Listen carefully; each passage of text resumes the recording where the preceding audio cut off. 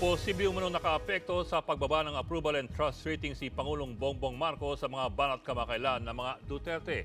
Habang mukhang pabor naman daw yan kay VP Sara Duterte. Nasa frontline na balitang yan si Gerard de la Peña. Bahagyang bumaba ang approval at trust rating si Pangulong Bongbong Marcos. Base sa latest survey ng Pulse Asia, 53% ang approve sa performance ni PBBM. 2 puntos ang ibinaba niyan kumpara noong Marso. Pagdating naman sa trust rating, 5 points ang ibinaba ng rating ng Pangulo na nakakuha ng 52%. Samantala, tumaas naman ang approval rating ni Vice President Sara Duterte na nasa 69%. Nanatili naman sa 71% ang trust rating ng Vice. Pagdating naman kay House Speaker Martin Romualdez, tumaas ng 35% ang pareho niyang approval at trust ratings. Habang si Senate President Chis Escudero na naupo lang noong Mayo, 69% ang nakuhang trust rating. Higit 2,000 Pilipino ang tinanong sa survey na isinagawa noong June 17 to 24. Kasagsagan niyan ng mga issue tungkol sa West Philippine Sea at ang pagbibitiw ni VP Sara bilang Education Secretary. Ayon sa Pulse Asia, satisfactory pa rin naman ang 52% na trust rating ni Pangulong Marcos. Pero kapansin-pansin pinakamababa ang trust rating ng Pangulo sa Mindanao na baluarte ng mga Duterte. Factor that can be considered there is the fact that President Duterte has been speaking against President Marcos. And you can see the effect of that, especially in the slide in the numbers in Mindanao. Sinegundahan naman niya ng isang political analyst.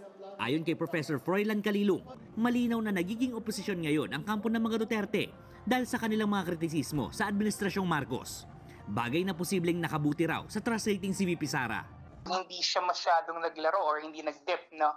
I think siguro this could be attributed to her strong and consistent public image. Pero kaya pa rin naman daw itong bawiin ni Pangulong Marcos sa kanyang nalalapit na State of the Nation address.